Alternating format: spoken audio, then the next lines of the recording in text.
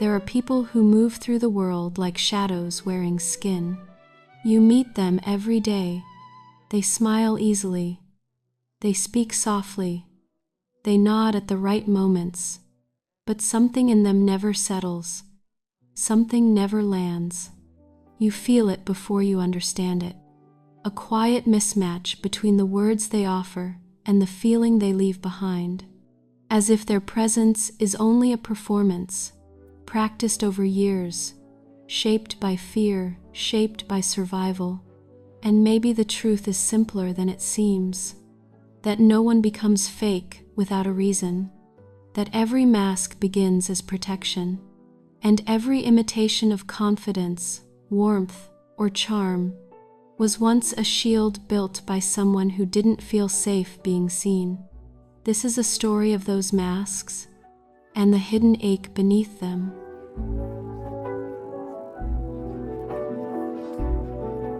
You can often feel it before you can name it. A small shift in the air, a smile that stretches a little too long, a conversation that sounds right but feels wrong. Most people have experienced this subtle tension, the sense that someone is standing in front of you, but only a version of them is present.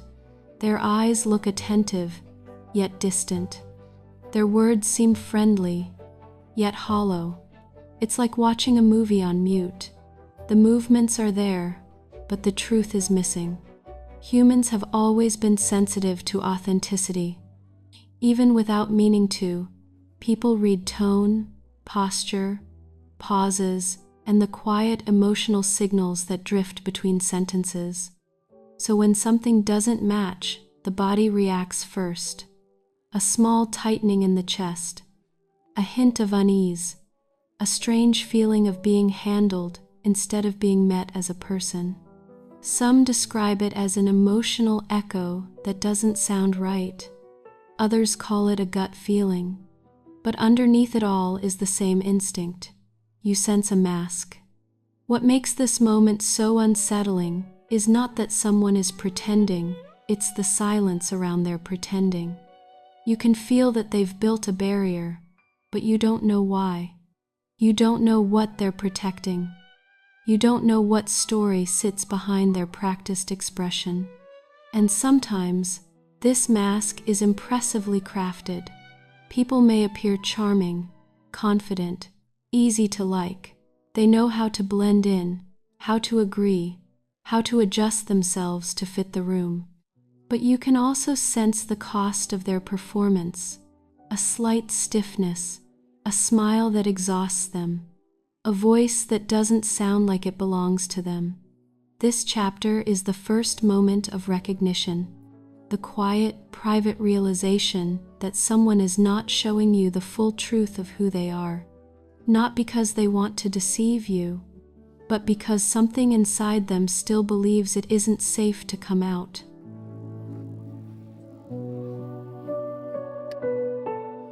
Before a person learns to fake, they learn to fear. Not in loud, dramatic ways, but quietly, through moments that teach them their real feelings are too heavy, too strange, or too unwanted. These lessons often begin early, long before they understand what they are becoming. Some children grow up in homes where emotions are ignored. If they cry, they are told to stop. If they speak honestly, they are told it's too much. Over time, they learn a simple rule.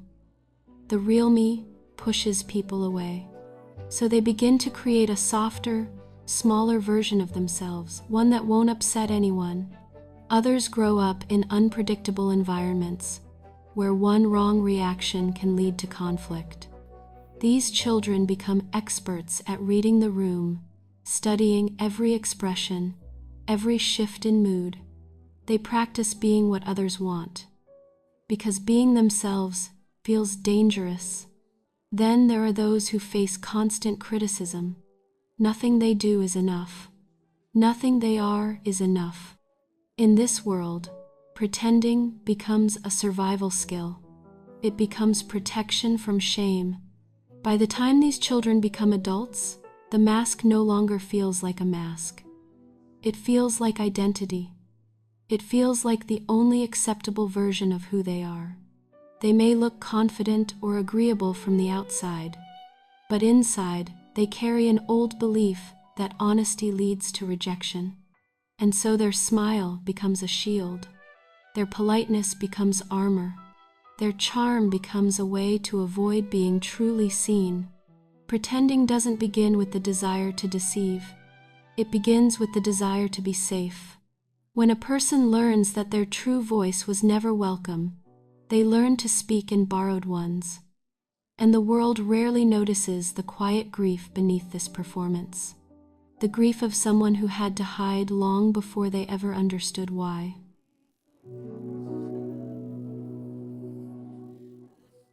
When someone becomes fake, it isn't random. It isn't a personal flaw or a moral failure. It is the result of how the human mind adapts when it feels watched or judged or unsafe. Psychologists describe this as impression management, the quiet, constant effort to control how others see you. For some people, this effort is occasional, but for others, it becomes a full-time job. Their nervous system stays alert, scanning for hints of approval or disapproval, adjusting their behavior second by second. It's not a performance by choice. It's a survival instinct shaped over years. The brain learns patterns. If being honest once led to punishment, it remembers. If vulnerability once led to rejection, it remembers. Over time, the mind starts predicting danger where there is none. It prepares, it protects, it performs. There is also the role of emotional suppression, a process where feelings are pushed down before they even reach conscious awareness. A person might smile while their chest sinks. They might laugh while their stomach tightens. The outward expression becomes disconnected from the inner world. And the more this happens, the more natural it feels to hide. Neuroscience shows that the brain rewards this behavior temporarily. When someone acts pleasing or agreeable, they may receive acceptance, praise, or relief from conflict. The brain then strengthens the mask. It tells them, "This works, do it again." What begins as protection becomes habit. What begins as coping becomes identity. Social environments also play a role. In spaces where appearance matters more than honesty, schools, workplaces, certain families, people learn to trade authenticity for belonging. They learn that being liked is easier than being known. But beneath all this science lies something deeply human, the longing to connect without fear. The psychology of performance is not just about behavior. It is the story of a person who has forgotten how to stand in the world without hiding.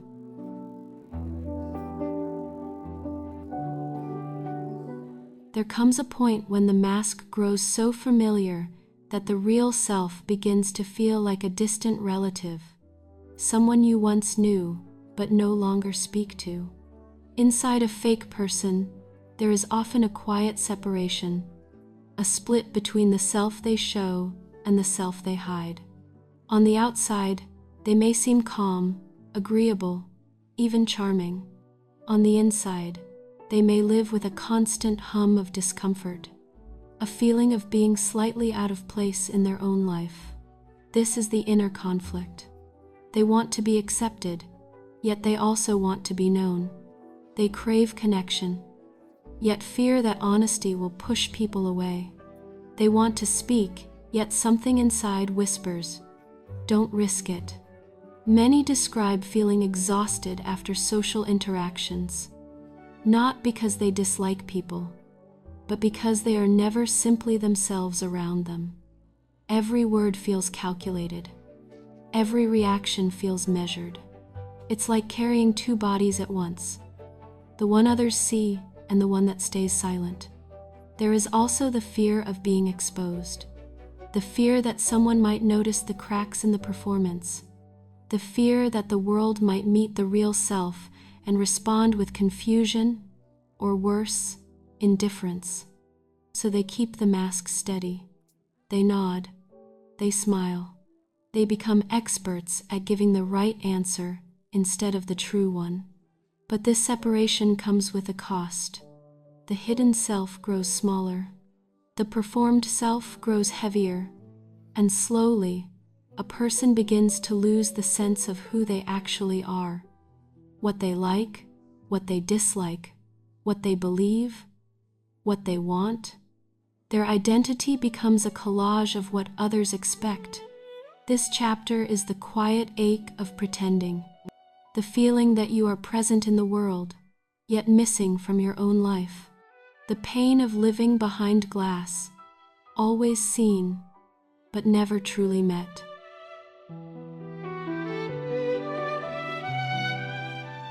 A mask can be held for years, sometimes decades. But no performance lasts forever, not when it's built on emotional tension and silence. Sooner or later, the weight becomes too heavy to carry.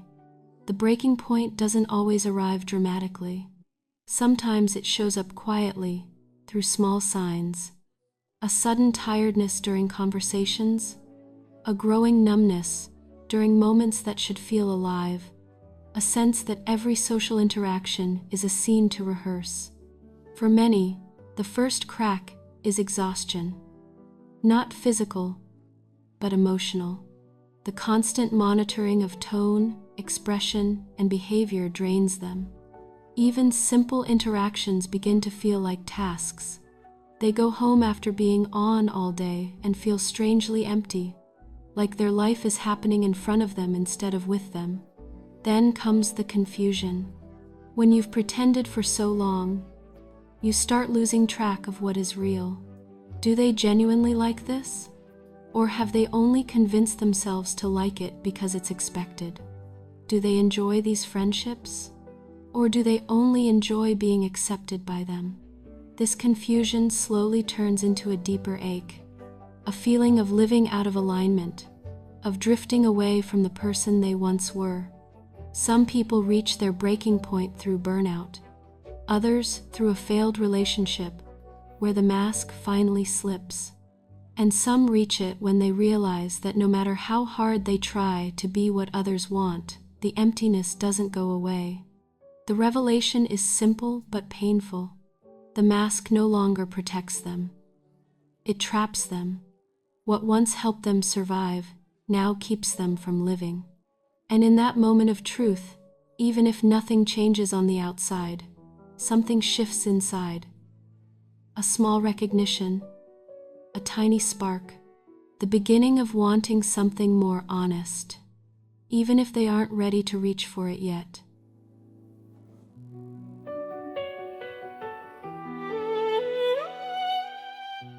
Healing rarely begins with a dramatic transformation.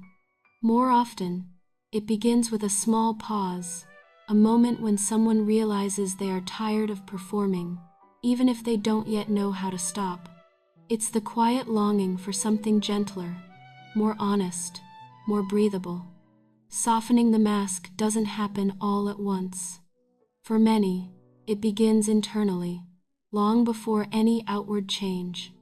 They start noticing their own reactions, the way their body tenses when they lie, the way their voice shifts when they pretend, the way they feel relieved when they tell a small, harmless truth.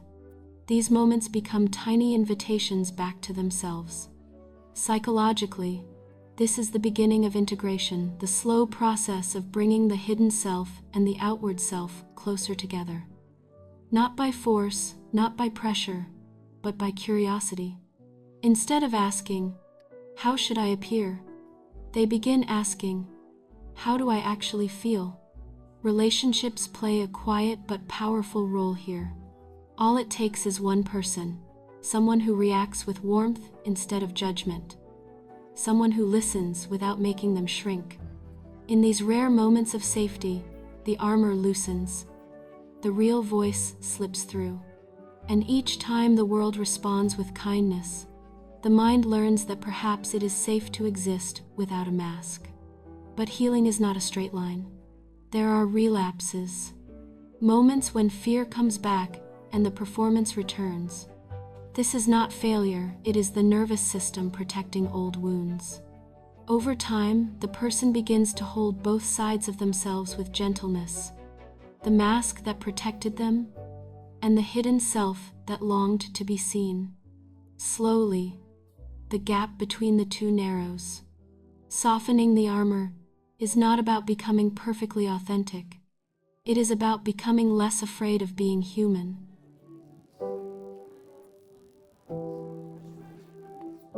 In the end, the mask is never the enemy. It is a story, a quiet record of every moment someone felt unsafe, unseen, or too different to be accepted. Every layer they put on was built to protect a younger version of themselves, one who learned early that honesty could hurt. When people talk about fake individuals, they often imagine manipulation or emptiness. But most of the time, what looks like emptiness is actually fear. What looks like deception is actually self-defense. And what looks like confidence is often a trembling heart, standing very still. There is a simple, gentle truth beneath all of this. No one hides without a reason. Behind the practiced smile is a child who once felt too loud. Behind the polite voice is someone who learned that softness was dangerous. Behind the perfect image is a person who never felt allowed to take up space. If you look closely, you can see it, the faint sadness in their eyes, the hesitation before they answer, the way their laughter feels slightly disconnected from their body. These are not signs of a shallow person. They are signs of someone who has survived. And survival is not shameful. Over time, some people learn to remove their masks. Others keep them but carry them more lightly. There is no right path, no perfect transformation. The goal is not to expose every truth, but to find small places where the truth can breathe. This is the quiet closing of their story. A reminder that authenticity is not a performance, but a return. A slow walk back to the self that once hid in the corner. A self waiting patiently, softly, hopefully, for the day it feels safe to step into the light. In the end, the psychology of fake people is not about falseness. It is about longing. The longing to be held without condition, to be known without fear, to be human without apology.